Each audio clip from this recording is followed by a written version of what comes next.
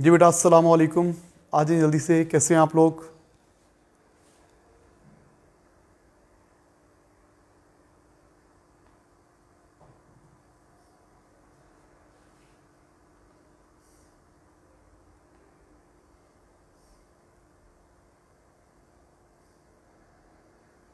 आ जाइए बेटा, वेट कर रहा हूँ।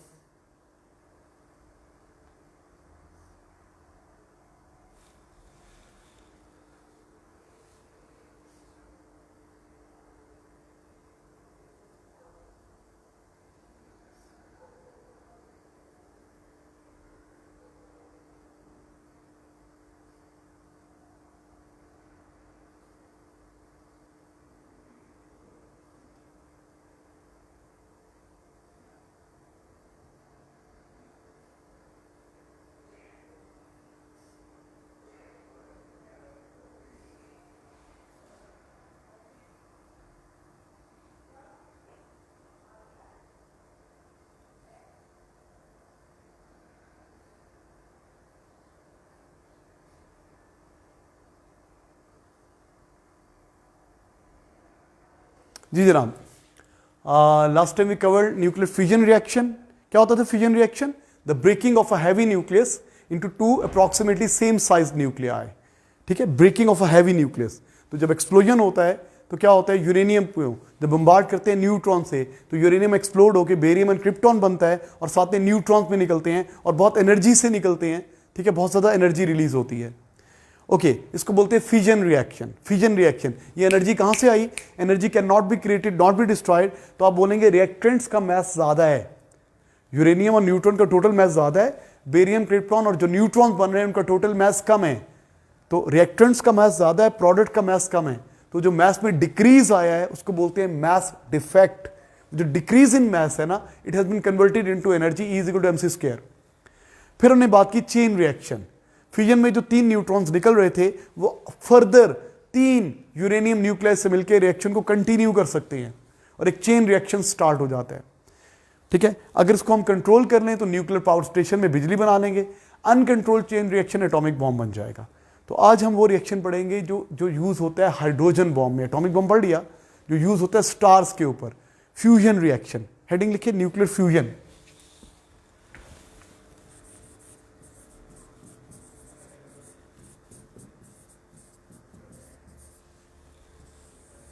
Nuclear fusion reaction. हाँ जी, क्या होता है न्यूक्लियर फ्यूजन रिएक्शन? फ्यूजन के ऑपोजिट है। फ्यूजन में क्या होता है, एक ब्रेक होकर 2 बनते थे ना, यहां पे क्या होगा, 2 कंबाइन होके एक बनेगा, न्यूक्लियाई बनेगा। 2 स्मॉलर न्यूक्लियाई कंबाइन होके एक बड़ा न्यूक्लियस बन जाएगा। इसको बोलते हैं fusion, nuclear fusion reaction. Okay, लिखता हूं, कॉपी करेंगे प्लीज। क्या होता है? It is combining of 2 smaller nuclei into a heavy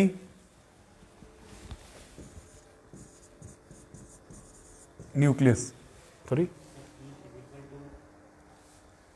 dealt mc square. मैं कराता हूँ, उसके साथ करा देता हूँ। Okay, it is combining of 2 smaller nuclei into heavy nucleus. तो एक छोटा न्यूक्लियस ये, ठीक है, ये हाइड्रोजन आमतौर पे होता है। हाइड्रोजन का एक होता है आइसोटोप ड्यूट्रियम। इस पे एक प्रोटॉन होता है, एक न्यूट्रॉन होता है। ये इधर आ रहा है। और एक और 1 प्रोटॉन 1 न्यूट्रॉन, ये भी क्या है, ड्यूट्रियम। इसको ड्यूट्रियम बोलते हैं।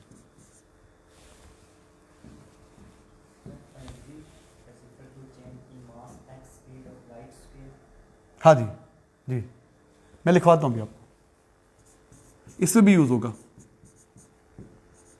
ड्यूट्रियम।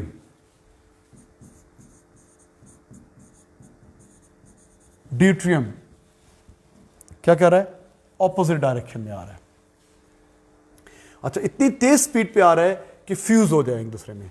फाइनली, ये इनिशियली है, इनिशियली, और फाइनली क्या हुआ, मिल गए।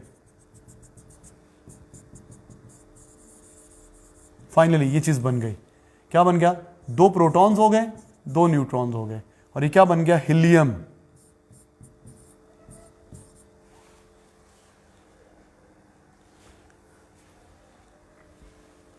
बेटा इनिशियली एक ड्यूटेरियम इधर से आया, एक ड्यूटेरियम इधर से आया, ऑपोजिट डायरेक्शन में आए और कंबाइन होकर ये चीज बन गई। इक्वेशन फॉर्म में लिखेंगे तो इसको ऐसे लिखेंगे, और भी बहुत सारे हो सकते हैं, 1H2, कभी 1H2 होता है, कभी 1H3 होता है, मैंने सिंपल बताया आपको। 1H2 it gives what, 2He4 plus energy. इसे फिजन से भी ज्यादा एनर्जी निकलती है, प्लीज कॉपी करें, बात करते हैं।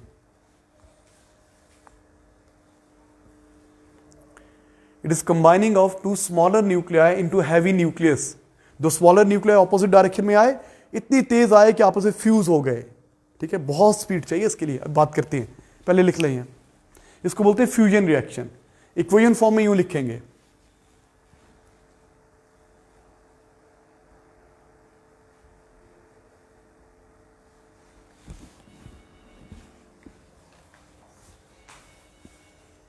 large amount of energy is released,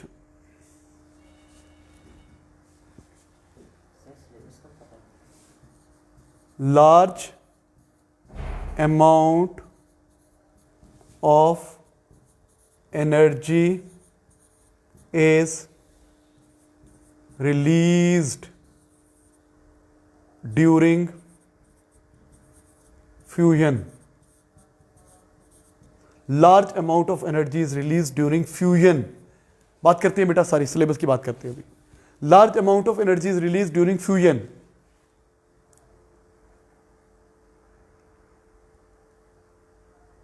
energy बहुत ज्यादा होती है, फ्यूजन के मुकाबले में बहुत बहुत ज्यादा होती है।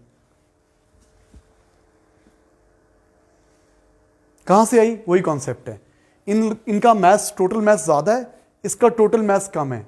अगर आपको बीम बैलेंस पे चेक करें, 2 ड्यूटेरियम न्यूक्लियाई बीम बैलेंस की एक साइड पे डाल दें और दूसरी साइड पे डालें हीलियम, तो आप देखेंगे कि ये साइड हो जाएगी नीचे, ये साइड हो जाएगी ऊपर। इनका जो मास है, इनका मास ज्यादा है, मास ऑफ रिएक्टेंट्स। ये जो चीज बन रही है इसका मास कम है, मास डिक्रीज होता है। Mass of reactants is more then mass of products. Mass decrease होता है ड्यूरिंग फ्यूजन में, and this decrease in mass is converted into energy. देखते हैं, प्लीज यहां तक मेरे बराबर आए।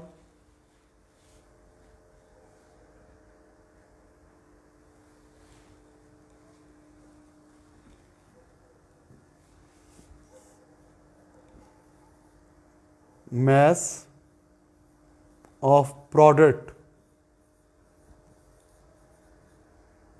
is less than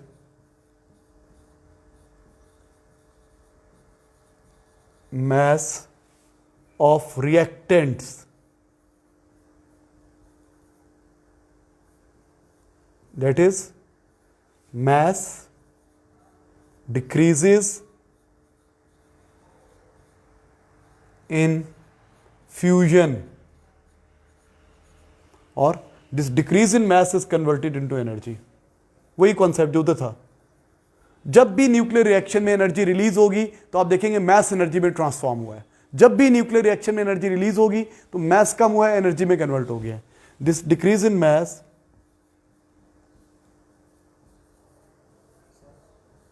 जी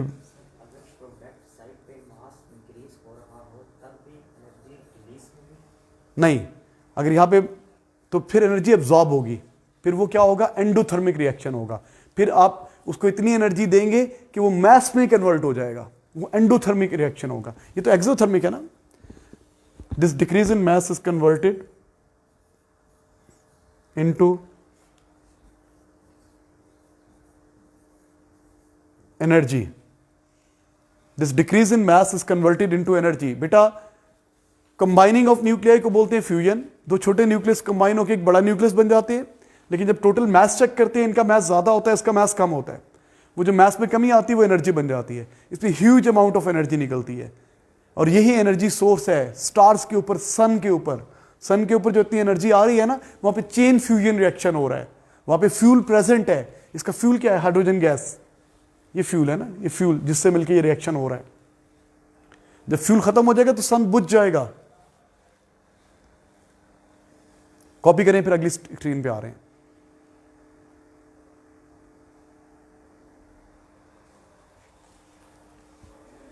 हाँ जी, तो जो मैं अगर आपने एनर्जी रिलीज निकालनी है, एनर्जी रिलीज तो वही फार्मूला यूज करेंगे। एनर्जी रिलीज का फार्मूला क्या यूज करेंगे जो उधर यूज किया था, एनर्जी रिलीज जो भी आप पूछ रहे थे मुझसे, energy release is equal to delta M C square. Energy release delta M क्या है, decrease in mass, change in mass, decrease in mass, और सी क्या है, स्पीड ऑफ लाइट। ये इक्वेशन यूज करेंगे। इसका क्वेश्चन कैसे आता है, फिजन हो या फ्यूजन हो, मैं खुद से बना के आपको करवा रहा हूं, जरा मेरे बराबर आ जाएं।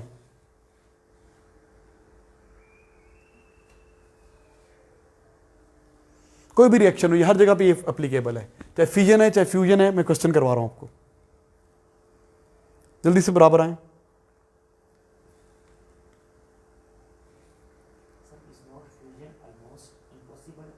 जी बताता हूं, अभी बात करते, एक मिनट दे दें। देखिए, in a nuclear reaction, in a nuclear reaction, अब it may be fission, it may be fusion, it may be any nuclear reaction, mass decreases by mass. In a fusion reaction,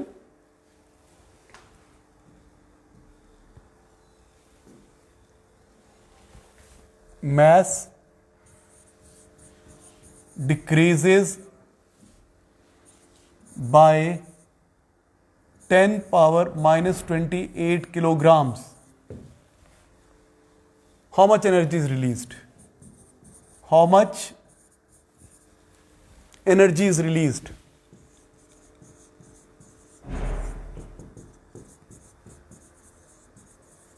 How much energy is released?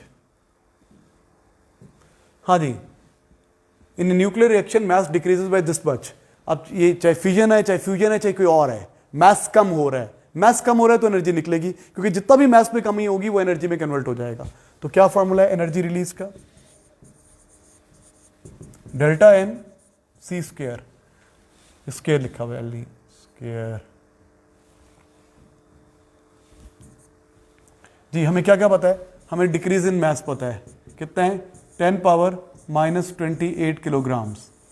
हमें speed of light पता है 3 into 10 power 8 metre पर second, values डाल रहे हैं, तो energy किसके equal हो जाएगी, स्पीड ऑफ लाइट होती है 3 इंटू 10 पावर 8 का स्क्वायर।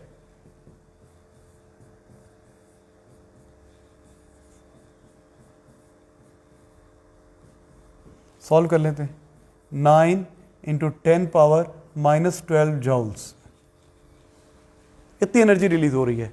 आप कहेंगे सर ये तो बहुत कम है, यार वो एक एटम की बात कर रहे हैं ना, एक एटम तो रिएक्ट नहीं करते ना, बहुत चेन रिएक्शन होता है, बिलियंस ऑफ एटम रिएक्ट कर रहे होते हैं, तो फिर एनर्जी बहुत ज्यादा हो जाती है। ये तो मैं कह रहा हूं एक एटम का मैस इतना कम हो रहा है। प्लीज कॉपी करें, इस तरह का क्वेश्चन आता है। आप पूछ रहे थे ना कैसा क्वेश्चन आता है एग्जाम में, बेटा ऐसे क्वेश्चन आता है।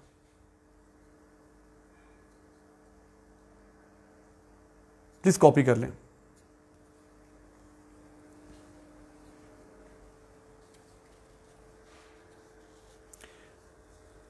हाँ जी, ये रिएक्शन को एस्टैब्लिश करना ऑलमोस्ट इम्पॉसिबल होता है नॉर्मल कंडीशंस में। क्यों इम्पॉसिबल होता है, सोचे, फ्यूजन रिएक्शन को चलाना बड़ा मुश्किल काम है। 10 पावर 16 हो जाएगी ना।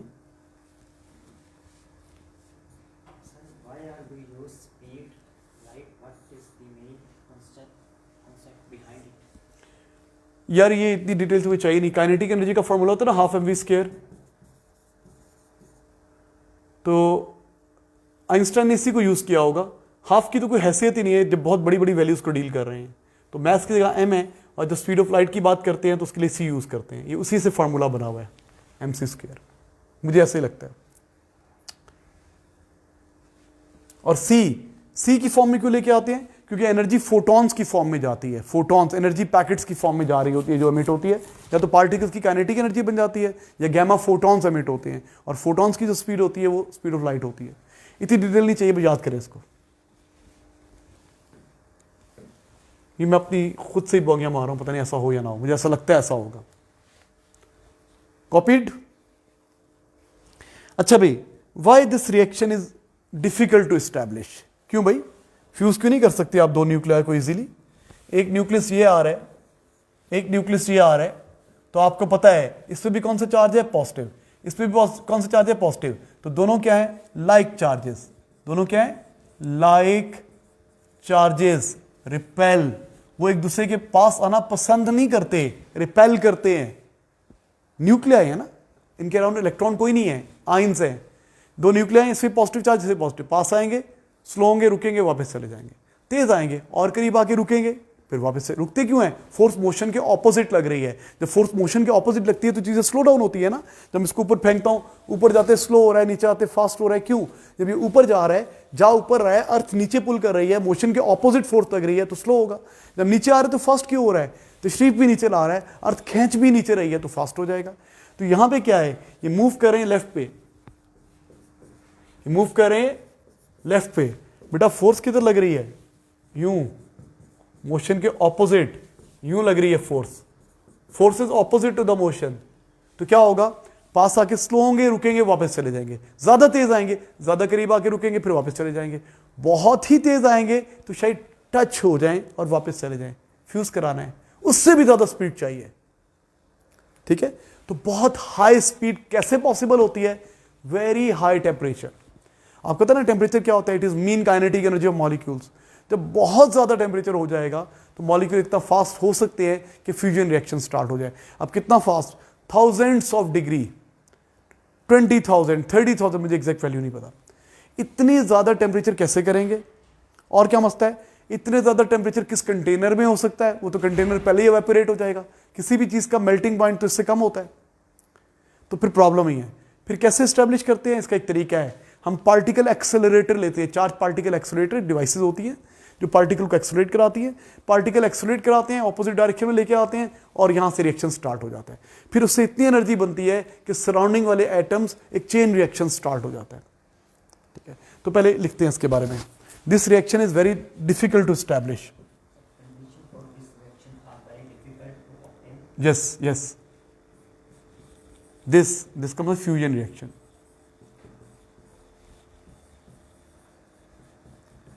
Reaction is very difficult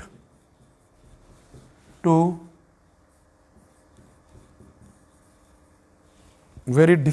establish. क्यों? As both nuclei carry same type, कौन सा charge? Positive. Same type, bracket में लिख देता हूं positive charge. Since like charges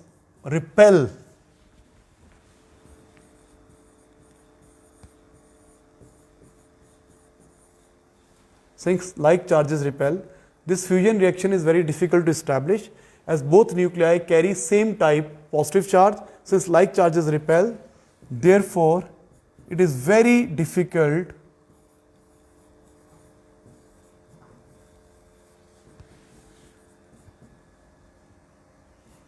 to fuse them. Very high speed is required.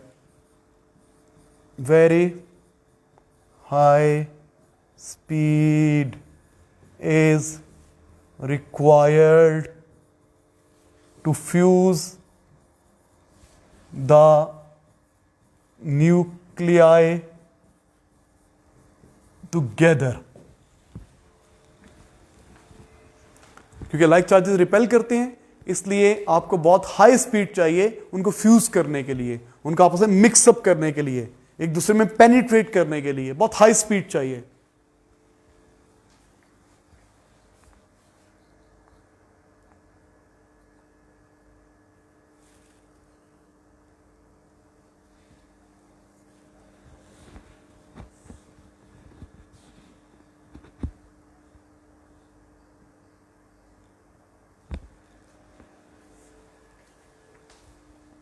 C carry. Same type of positive charge.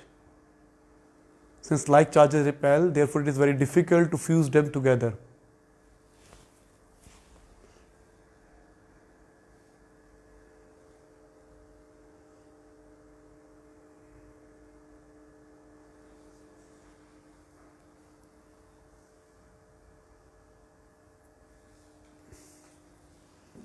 इसके नीचे लिखेंगे,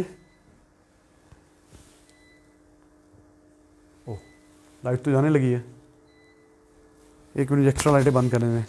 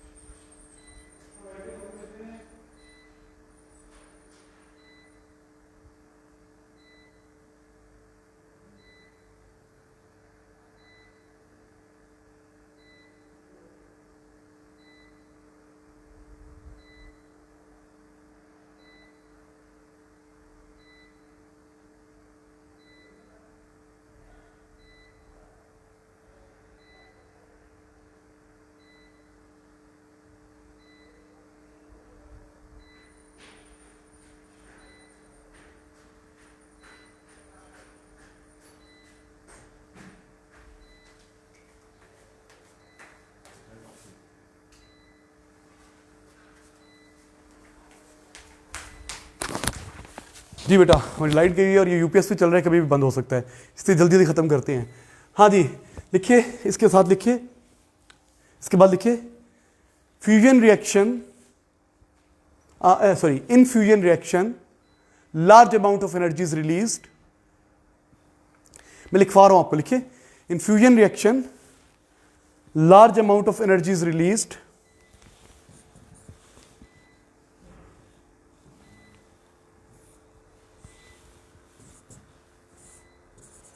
in fusion reaction large amount of energy is released।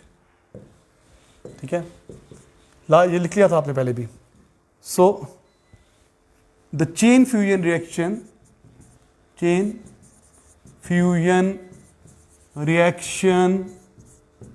is taking place at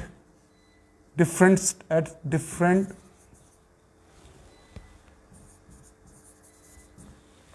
chain fusion reaction is taking place at different stars and sun, हमारा जो सन है,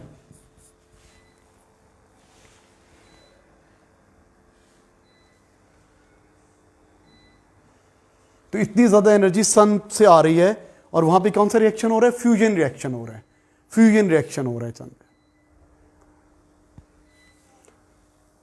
हमें वही star चमकते हुए नजर आते हैं जो लाइट एमिट कर रहे होते हैं जहां पे फ्यूजन रिएक्शन हो रहा होता है, और जहां पे फ्यूजन रिएक्शन खत्म हो जाता है, जहां पे फ्यूल खत्म हो जाता है, वो स्टार बुझ जाते हैं, मर जाते हैं स्टार। बड़ा स्टार हो तो वो ब्लैक होल बन जाता है। हाँ जी, chain fusion reaction is taking place at different stars and sun. ठीक है, इसी से साथ रिलेट कर लेते हैं स्टार फॉर्मेशन। कॉपी इट, आगे लिखिए स्टार फॉर्मेशन।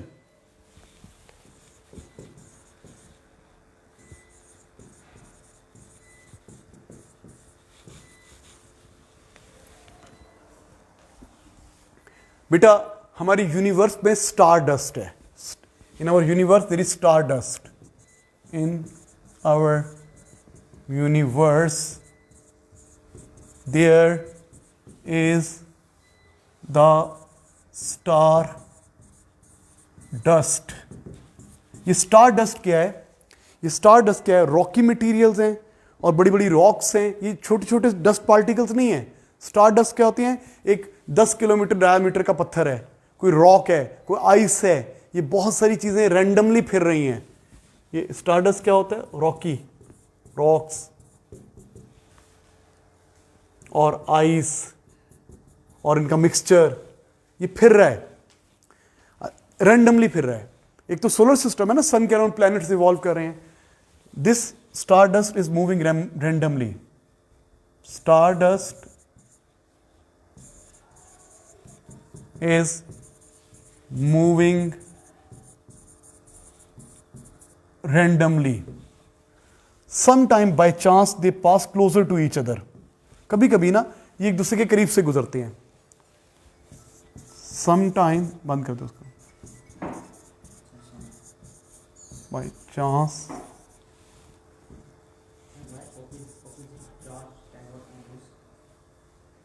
बेटा न्यूक्लियस पे आप कर सकते हो नेगेटिव चार्ज, न्यूक्लियर पे तो होते ही पॉजिटिव चार्ज है ना।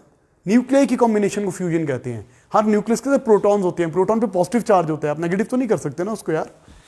अच्छा, sometimes by chance the star dust particles move या pass closer to each other. Pass closer to each other. सुनिएगा प्लीज, ये जो स्टारडस्ट पार्टिकल्स हैं ये रैंडमली फिर रहे हैं। कभी कभी पता नहीं, कभी कभी एक दूसरे के करीब से गुजरते हैं। आई नहीं है लाइट अभी। कभी कभी एक दूसरे के बहुत करीब से गुजरते हैं। जब करीब से गुजरते हैं तो क्या होता है, एक दूसरे को अट्रैक्ट करने लग जाते हैं। आपको पता है ना, every mass attracts the other mass. Gravitational force एक दूसरे के ग्रेविटेशनल फील्ड में आ जाते हैं। ये एक पार्टिकल था, ये एक पार्टिकल था, ये इधर जा रहा था, ये इधर जा रहा था। जब ये पास से गुजरे, इसका फील्ड है ग्रेविटेशनल फील्ड, ये इसका फील्ड है, तो इनके फील्ड ओवरलैप हो गए, इन्होंने एक दूसरे को अट्रैक्ट करना शुरू कर दिया। खाली दो नहीं, बिलियंस ऑफ पार्टिकल्स हैं, वो एक दूसरे के फील्ड में आ गए। अब वो करीब आने लग गए, अब वो करीब आते जा रहे हैं। स्ट्रेट करीब नहीं आ रहे, स्पाइरल इनवर्ड होते जा रहे हैं। जैसे जैसे करीब आते जाएंगे फोर्स ऑफ अट्रैक्शन बढ़ती जाएगी ना, स्पीड तेज होती जाएगी ना, और स्ट्रेट नहीं आ रहे यूं करके, यूं स्पाइरल इनवर्ड होते हुए आ रहे हैं। स्पाइरल इनवर्ड होते हुए आ रहे हैं। जब किसी स्पाइरल इनवर्ड होते जाते हैं तो और स्पीड बढ़ती जाती है। कभी आपने आइस डांसर को देखा हो, आइस डांसर जो होता है हाथ खोले हुए घूम रहा है तो स्लो घूम रहा होता है, घूमते घूमते अपना हाथ बंद करता है तो उसकी स्पीड तेज हो जाती है। आप रिवॉल्विंग चेयर होती है ना, चेयर, रिवॉल्विंग चेयर पे बैठे डंबल पकड़ने, यूं किसी को आपको घुमाए तो आप घूम रहे होंगे, घूमते घूमते अगर अपने हाथों को बंद करें तो कुर्सी बहुत तेज घूमने लग जाएगी। जितना रेडियस कम होता जाता है उतनी स्पीड ऑफ रोटेशन बढ़ती जाती है। तो होगा क्या, जब ये पास आ रहे हैं और ये स्ट्रेट पास नहीं आ रहे हैं, यूं घूमते घूमते घूमते घूमते घूमते घूमते घूमते घूमते स्पाइरल इनवर्ड होते जा रहे हैं एक दूसरे के करीब। यूं यूं दूर थे, यूं करीब करीब करीब करीब करीब करीब करीब करीब और आखिर में टक्कर मारेंगे। तो जब ये स्टारडस्ट पार्टिकल्स कभी एक दूसरे के करीब से गुजरते हैं, एक दूसरे के फील्ड में एंटर होते हैं, start attracting each other, they come closer to each other. Close आने से क्या होता है, फोर्स बढ़ती है, इनकी स्पीड एक्सेलरेशन बढ़ता है, और करीब आते हैं फोर्स और बढ़ती है, और करीब आते हैं फोर्स और बढ़ती है, rate of change of speed और बढ़ता जाता है, और फाइनली इतनी जोर से टक्कर मारते हैं कि एक सरफेस और दूसरी सरफेस के मॉलिक्यूल फ्यूज हो जाते हैं, न्यूक्लियर फ्यूज हो जाते हैं, और एक फ्यूजन रिएक्शन स्टार्ट हो जाता है। अब उससे क्या होता है, जब फ्यूजन रिएक्शन स्टार्ट हो गया तो इतनी एनर्जी बनी कि सराउंडिंग वाले न्यूक्लियाई भी इतनी फास्ट हो गए, इतना हाई टेम्परेचर हुआ कि वो भी फ्यूजन स्टार्ट हो गई। अगर वहाँ पे फ्यूल प्रेजेंट है, अगर हाइड्रोजन प्रेजेंट है तो ऐसा सीन होगा। और उससे क्या होगा, उससे क्या होगा, वो स्टार बन जाएगा, इतनी एनर्जी रिलीज होगी, चमकता दमकता सितारा बन जाएगा। मैं लिखता हूँ, अजान हो रही है, दोबारा समझा दूंगा जिनको समझ में नहीं आया।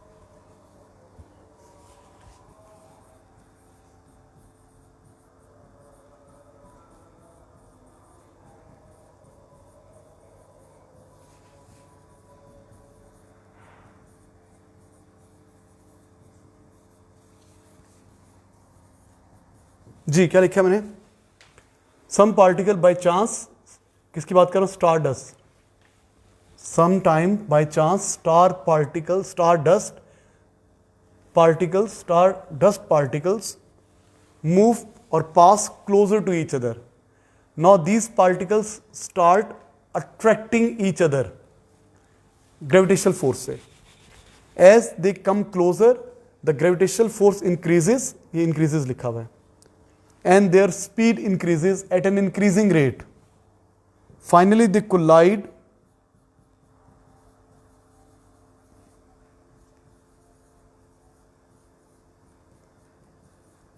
with such a high speed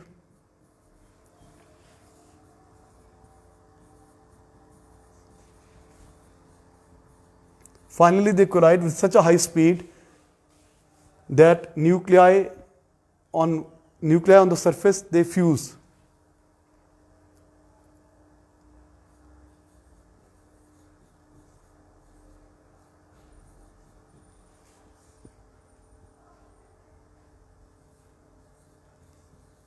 Nuclei on the surfaces they fuse.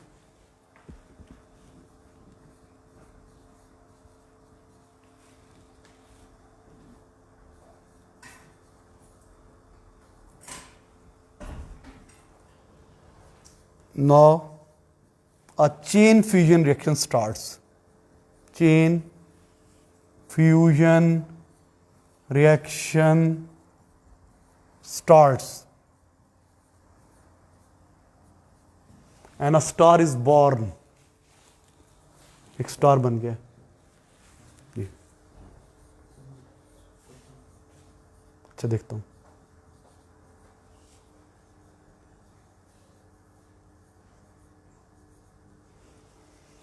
Ji please copy करें, फिर मैं बताता हूं दोबारा.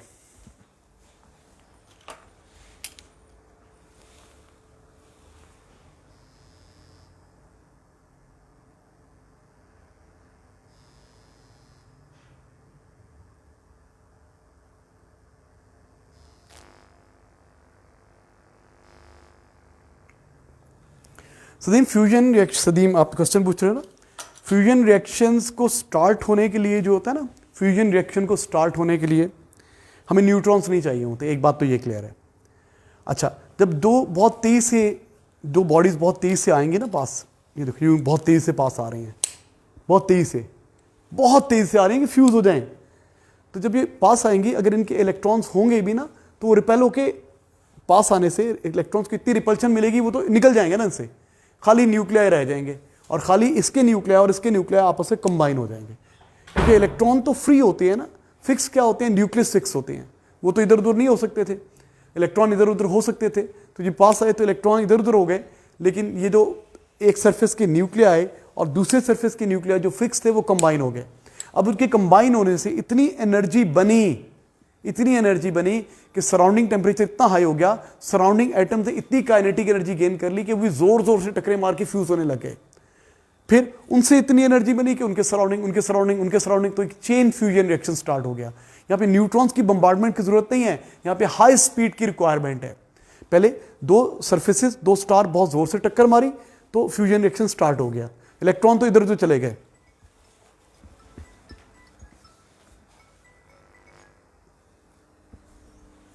ठीक है, इलेक्ट्रॉन तो इधर उधर चले गए और एक के न्यूक्लियाई और दूसरे के न्यूक्लियाई फ्यूज हो गए. अब फ्यूजन के बाद क्या हुआ, एनर्जी बनी. वो एनर्जी कहां गई, सराउंडिंग एटम्स को मिली जो इतने फास्ट नहीं थे, उन्होंने भी आपस में कंबाइन होना शुरू कर दिया. ठीक है, जब उन्होंने भी आपस में कंबाइन होना शुरू कर दिया तो क्या हो गया, एक चेन फ्यूजन रिएक्शन स्टार्ट हो गया. Is it clear to you? तो this is star formation. Star पे क्या यूज होता है, फ्यूजन रिएक्शन यूज होता है. फ्यूजन रिएक्शन, सन पे फ्यूजन रिएक्शन हो रहा है जिससे इतनी हीट लाइट अर्थ तक आ रही है. ठीक है, चेन फ्यूजन रिएक्शन कैसे होता है, जब एक स्टार के और दूसरे डस्ट पार्टिकल के जो एटम्स फ्यूज हो जाते हैं, उनसे जो एनर्जी बनती है वो सराउंडिंग एटम्स को इतना तेज मूव कराती है, इतना टेम्परेचर ज़्यादा हो जाता है कि वो आपस में टक्कर मार के फ्यूजन स्टार्ट, फिर उनकी एनर्जी से सराउंडिंग, उनकी एनर्जी से और सराउंडिंग, तो ये पूरा स्टार जल उठता है. तो क्या बन जाता है बेटा, एक स्टार बन जाता है. और जब वहाँ पे फ्यूल ख़त्म हो जाता है जो फ्यूजन रिएक्शन के लिए चाहिए, हाइड्रोजन चाहिए मेनली, तो क्या होता है, तो उससे क्या होता है कि स्टार बुझ जाता है. सन भी कभी ख़त्म हो जाएगा, लेकिन अभी उसमें इतना फ्यूल है कि वो मिलियंस ऑफ ईयर तक जिंदा रहेगा। लेकिन ये कोई चीज़ भी ज़्यादा अरसे तक नहीं रह सकती, तो क्या मर्जी तो आना ही आना है।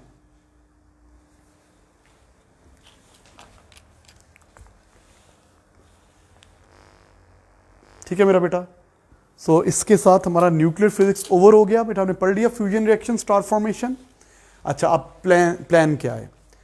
जो एकेडमी के स्टूडेंट्स हैं, सर वजी ने आपको बाकी चीज़ें रिवाइज करा दी हैं। जो स्कूल के स्टूडेंट्स हैं, जो एकेडमी के स्टूडेंट्स हैं, उनके लिए हमने क्या प्लान किया हुआ था। मेरा ये था कि मैं ये पढ़ाऊंगा और साथ आपको थर्मल फिजिक्स, अब थर्मल फिजिक्स शुरू करेंगे, वो डिटेल में ऐसे ही डिस्कस करेंगे। बाकी चीज़ें थी कि आप वीडियो लेक्चर से कर लेंगे और मैं उनको आपको जल्दी पास्ट पेपर में रिवाइज करा दूंगा जब उसके क्वेश्चंस आएंगे। अब प्रॉब्लम ये है कि आजकल वीडियो लेक्चर तो हो ही नहीं रहे, तो आप मुझे प्लीज़ ज़रा कमेंट करें। जो एकेडमी स्टूडेंट्स हैं उनसे मैं बात कर रहा हूँ, प्लीज़ आप कमेंट करें कि आपने कौन कौन से चैप्टर आप पढ़ना चाहते हैं या रिवाइज़ करना चाहते हैं। मैं उनके लेक्चर्स को कुछ प्लान करूँ, मैं खुद पढ़ाऊँ या अपलोड करूँ, ताकि वो साइमल्टेनियसली चलता रहे और इस महीने में हमारा सिलेबस सारा ख़त्म हो जाए। प्लीज़ जो बच्चे एकेडमी स्टूडेंट से बात करो, स्कूल स्टूडेंट ने पढ़ लिया वो ना करें। हमें थर्मल पढ़ना है अभी यहाँ पे, इसके बाद थर्मल फिजिक्स स्टार्ट करना है। कोई भी सुन सकता है, चाहे स्कूल का स्टूडेंट है चाहे एकेडमी का स्टूडेंट है, पढ़ना चाहे तो पढ़ सकते हैं। आता है तो टाइम ज़ाया ना करें, बस अपना काम करें। जिन्होंने नहीं पढ़ा हुआ वो थर्मल पढ़ेंगे साथ, और आप मुझे चैप्टर बता दें कि आपने काइनेमेटिक्स, डायनामिक्स, पुराने चैप्टर्स रिवाइज कर लिए थे। अगर नहीं किए थे तो हम उसका कुछ प्लान करते हैं। सर तौसीफ को कहता हूँ, या वो आपके सामने वो लेक्चर अपलोड कर दें या जूम पे चला दें, किसी तरीके से आप देख लें, आप टाइम हम डिसाइड करके, ताकि आप वो लेक्चर्स भी देख लें। और उन लेक्चर को देखना पड़ेगा, वो लेक्चर्स कितने हैं और हमारे पास टाइम कितना है, फिर प्लानिंग होगी। क्योंकि वो स्कूल में लेक्चर देखने वाला सीन तो ख़त्म हो गया ना अभी। तो प्लीज़ मुझे ज़रा कमेंट कर दें कि आपने कौन कौन से चैप्टर्स अभी रहते हैं आपके जो आप रिवाइज करना चाहते हैं प्रॉपरली, तो फिर हम उसी हिसाब से प्लान करेंगे। ठीक है मेरा बेटा, तो कमेंट कर दीजिएगा। कल से हम स्टार्ट करेंगे थर्मल फिजिक्स। इसके क्वेश्चन सर तौसीफ आपको करवा देंगे। थैंक यू बेटा, अल्लाह हाफ़िज़।